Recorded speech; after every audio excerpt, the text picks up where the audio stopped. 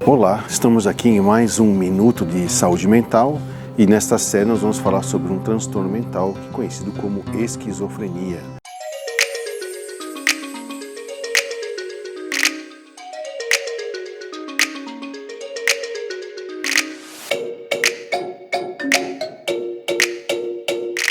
Lembrando que isso é um transtorno mental de característica processual, é um transtorno degenerativo do sistema nervoso que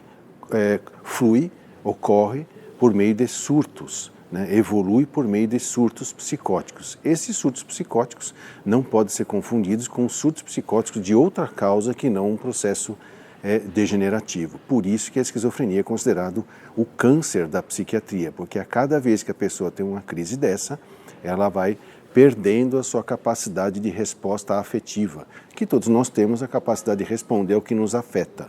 O doente que está sofrendo de esquizofrenia, ele tem uma lesão degenerativa exatamente na parte do cérebro em que vai diminuindo a sua capacidade de resposta afetiva e que piora a cada surto. Por isso que, se a gente não trata, ele vai diminuindo cada vez mais a sua resposta afetiva a ponto de ficar, como nós conhecemos no meio médico, com embotamento afetivo. É aquela pessoa que, largada a si, permanece em si mesmada e dificilmente poderá estar tomando conta da própria vida porque não responde aos estímulos. A princípio perde a resposta afetiva aos sentimentos mais nobres de carinho, amor, afeto, depois ele perde a capacidade de responder às emoções como raiva, culpa, medo e acaba perdendo, se você não tratar, as respostas afetivas mais instintivas como a dor, a fome e o frio.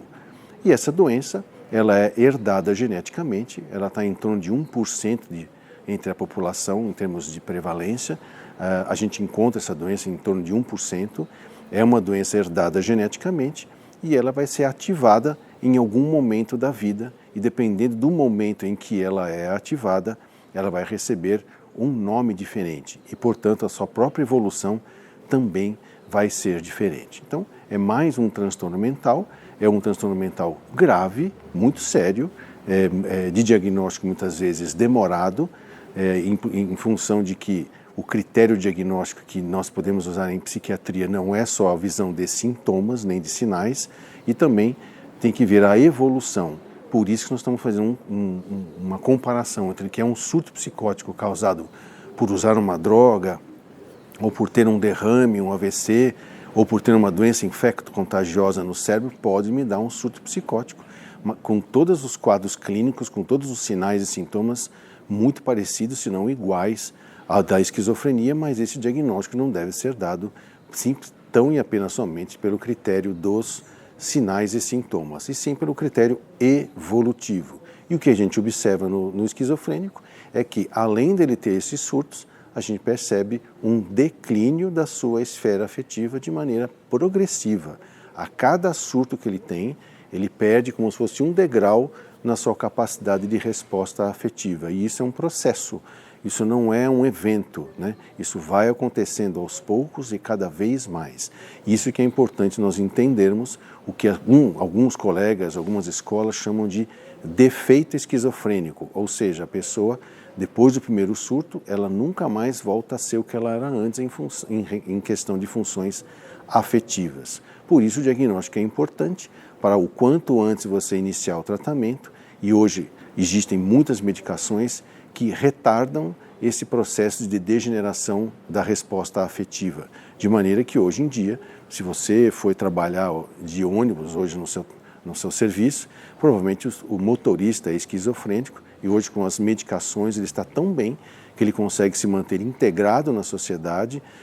ter uma profissão, ser produtivo, constituir família e ter filhos. O que antigamente, por não haver medicação e a desestruturação da vida psicossocial do esquizofrênico era tão grande que a proposta do tratamento antigamente era a proposta asilar. Uma vez que você entrou num processo mental degenerativo, você era internado praticamente por toda a vida em hospitais psiquiátricos. Hoje não existe mais essa definição, esse destino. O que existe são recursos terapêuticos de tratamento muito eficazes que não só devolvem a qualidade de vida para o indivíduo, como permite o convívio dele com a sociedade e ele tendo pleno controle, conhecimento, medicamento, dos seus sintomas, ou seja, controle dos seus sinais e sintomas, que o permite viver e conviver com a sociedade da melhor maneira possível para ele e para os seus familiares.